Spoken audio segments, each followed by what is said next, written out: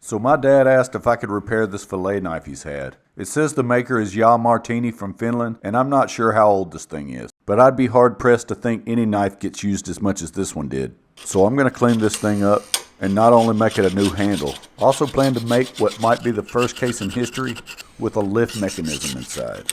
But I'm getting ahead of myself. Let's get to the build. First thing I need to do is keep from being skewered. I've watched enough Forged in Fire mixed with the fact I don't want to get cut, so I'm taping this blade up. Here I'm book matching the last curly maple I got from Home Depot years ago. They don't carry it locally anymore, but when they did, I made a point to cherry pick the figured stuff every time a new load would come in. My plan was to go maple, padauk, maple, padauk, maple. So I needed this middle maple to be the thickness of the tang. Once that was taken care of, it was on to ripping a thin piece of padauk. The only way that made sense to me was to trace the tang on this. That way I could cut out the slot for it to fit into.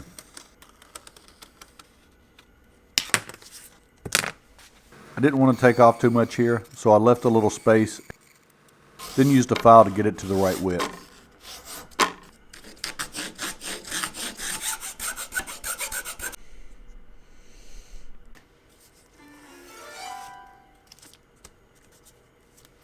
I went back and forth on this in my head, whether I should put all this together at once with the handle, or whether I should do it in two parts.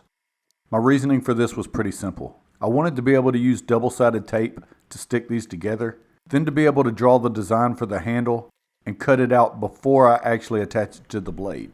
So after the first glue up, I cleaned out any epoxy that wasn't where it belonged. Next I had to mark where the bolster went, and then I freehanded what I thought the handle should look like.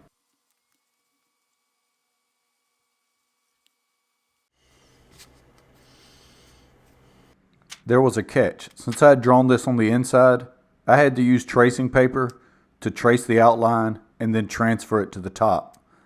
That way when I taped these together, I would have something to reference to cut this out. And the reason I drew this in the middle was I didn't want to risk cutting into the tang.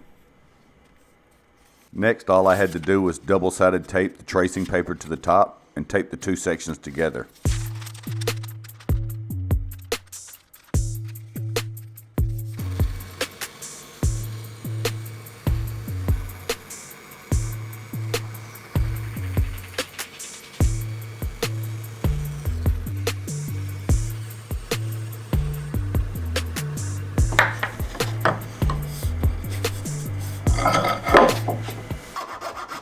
I tried to take my time and sneak up on this. That way there wouldn't be any issues putting the bolster on.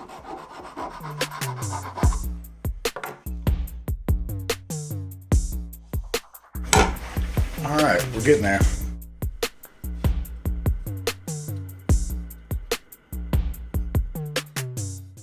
Once I had the shape pretty well figured out for the handle, it was time to disassemble it and get it ready for the glue up. One thing you'll notice is I cut some extra notches in the wood. I was thinking this would give the epoxy a little something more to hang on to.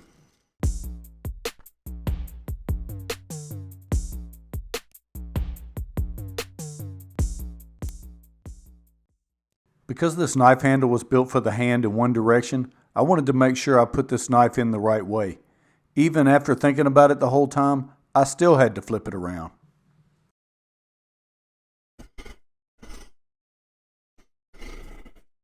I wanted something to distribute the pressure across this evenly, so this scrap square stock was just what I needed.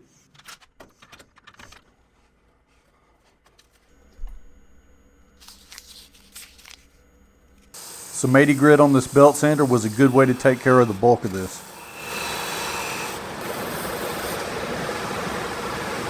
Then I used the little sanding drum on a Dremel to do the detail work.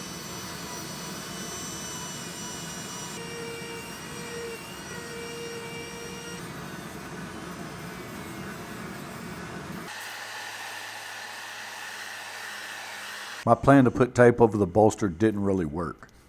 I should have set an alarm and gone back there and taken it off before it set.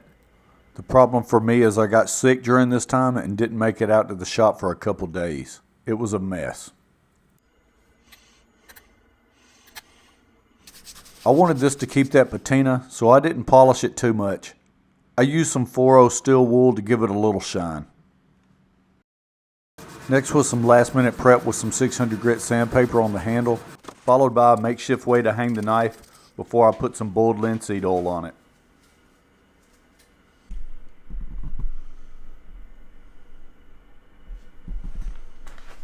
This is where a simple project begins to spiral out of control.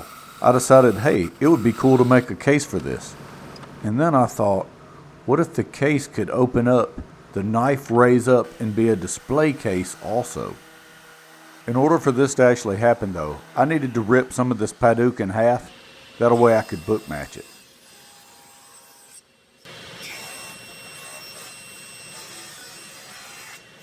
I also decided I was going to trim this thing out in maple, so I needed to rip some boards down for that. Did I mention I wasn't feeling well during this part? Exhibit A. This is me recording when I thought I wasn't recording, then missing what I wanted to record. Now that we got that cleared up, let's glue the sides.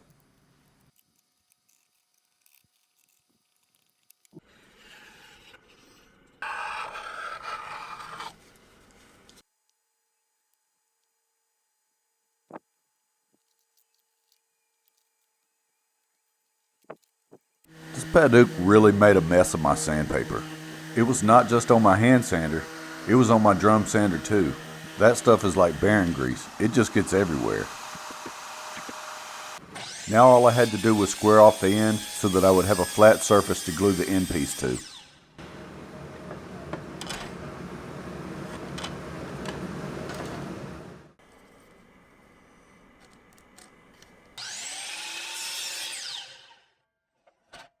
Once I got the size the end insert needed to be, all I had to do was rip down some inserts.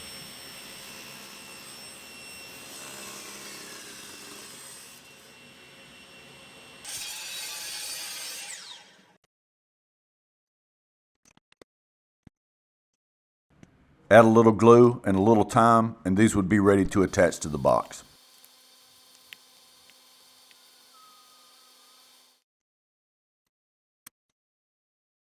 I used a sacrificial scrap piece on the fence. That way this would sit flush against it and cut at a perfect 90.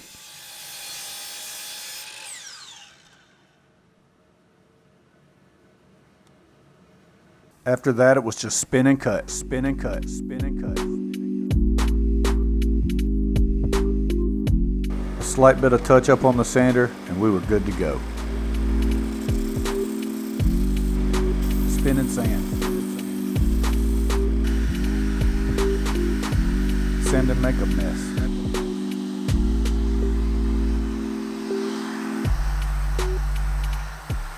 Next step was to glue the ends on and clamp them tight.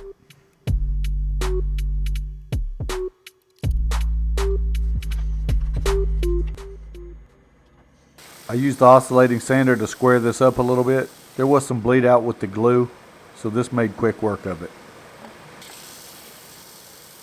Now to add a slight chamfer on the edges.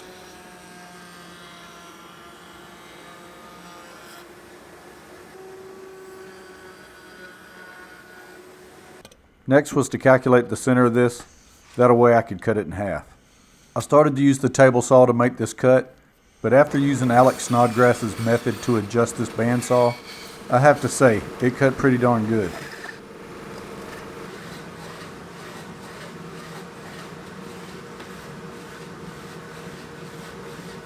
How to make the lift mechanism for this bounced around in my head for days. But the first thing I needed to do was figure out the hinge situation. I found these hinges on Amazon and I thought they would work perfect. And they actually did. In hindsight here, I should have made a little jig to perfectly align the drill bit to drill this hole. These weren't off by much, but there's not a lot of travel on these things anyway, so it took a little bit of finagling to get these to work.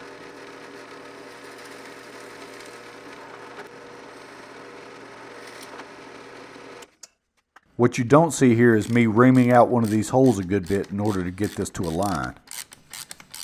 Making a jig up front would have taken me a little longer, but that time would have been way less than it took for me to keep modifying this in order to get it to fit. So this idea came to me in a dream one night. I mocked it up with tape and realized this would actually work. Then it was straight to the drawing board to cut it, and then recut it because I cut it in the wrong orientation and it broke. In order to do this right, I ordered some small V-groove bearings. This is seriously overkill, but I wanted some smooth action on it. The bearings are double stacked, and one of the bearings rides against a ridge in the middle. That keeps this level when going up and down.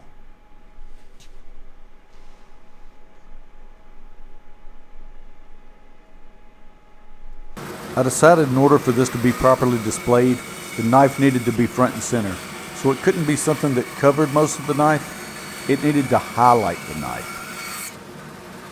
I had this end piece of some mildly spalted maple, and it was the perfect size for this.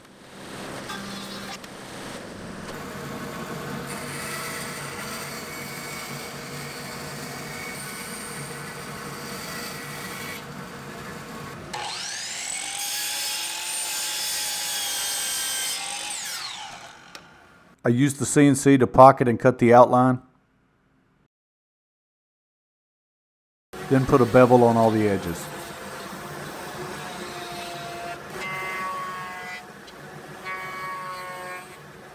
One quick test fit to make sure this worked before I went any further, and I was truly satisfied with the result.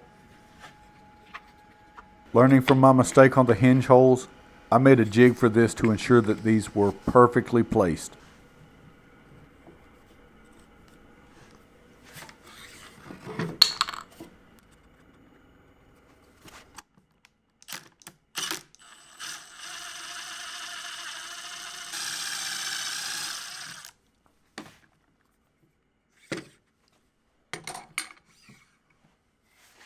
Added tape to a nut on the end of this, and then used the clamp to friction fit them in the end.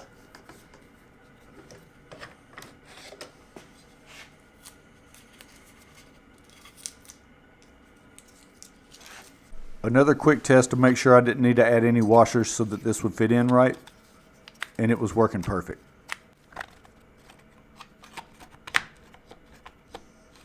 I figured for the line I needed something flexible, but something that would hold a little weight and not stretch. So I got some 20-pound test fishing backing line. Now I'm cutting what I consider to be the anchor for one side of the fishing line. It has a hole the line goes through, and it fits in the slot. This holds the line the proper offset to align with the bearing. I did have to make a little extra space to stack some washers. For the finish on the knife display insert, I just went with good old-fashioned armor seal.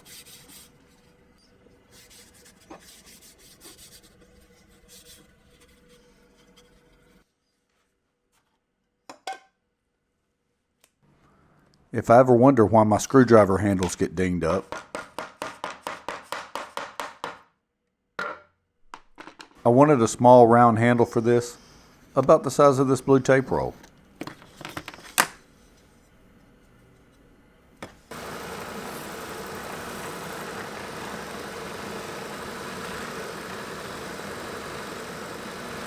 I figured the easiest way to round this over was to hand sand it and then fumble it badly and drop it onto the floor.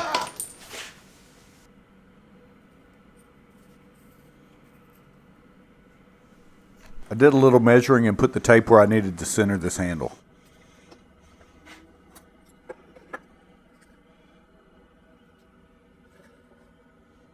A little bit of CA glue and this was good to go.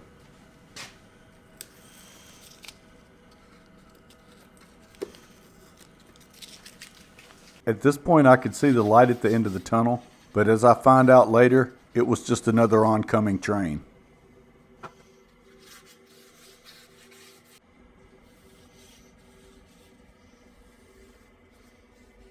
I decided to use felt in the pocket of this. That way it wouldn't scratch the knife handle and would give it a little extra friction fit.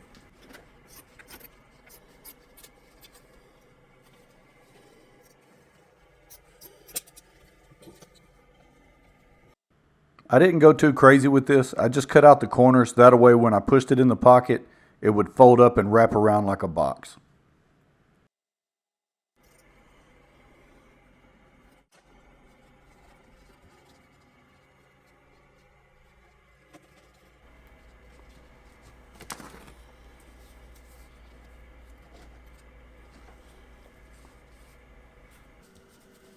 As for the final polish on the handle, I use multiple coats of this feeding wax. My wife's dad had this old buffer, and I thought this would be good for polishing this. I likely never got this thing off here. The surprise was that the nut had actually collapsed in the washer and was almost impossible to get out. The bad thing is that I actually have a bench grinder that I haven't set up, so this will have to work in the vise. If you're watching this and thinking, this is not the correct steps to polish a handle, you would probably be correct. I was kind of aiming for a matte finish on this anyway because this knife is going to get used over and over and over again. So all I really wanted was plenty of protection on this thing so that it can get to work. Remember that oncoming train earlier?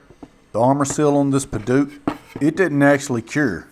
So what I had to do was sand it back down, rethink my plan, and then cave and put lacquer on it.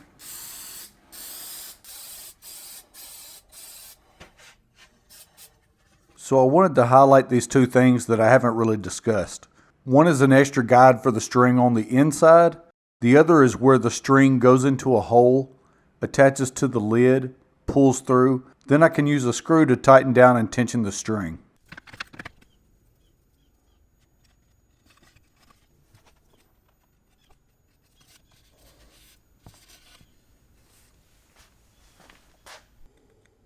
What you see here is me cutting a wedge, and I'm basically going to use them like a key to lock the end pieces in place.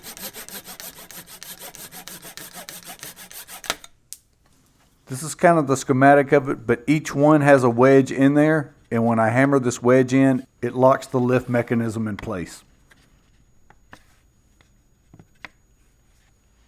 Here I'm just keeping tension on the string and tightening the bolt. That way the line is locked in place.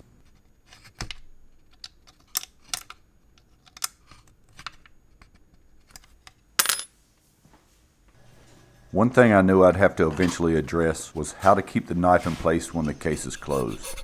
I went through a few ideas in my head, maybe putting Velcro around it or a leather strap to tie it.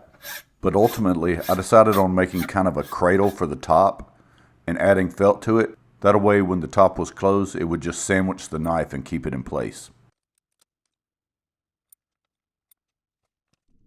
To attach the felt and to attach this to the top, I just use Intertape double-sided 591. This stuff will stick to anything and it's not going anywhere.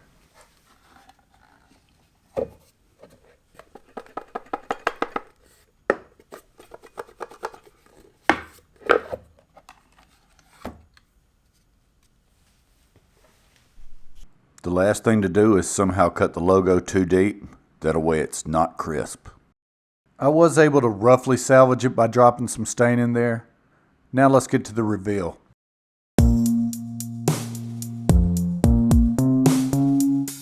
So I really couldn't be more pleased how this worked out.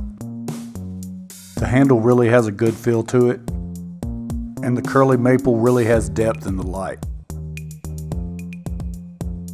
As for the box on this thing looks really nice, and as you'll see in a minute, the added detail of this lifting up really sets it apart. I hope you've enjoyed the build, and as usual, if you haven't already, like and subscribe.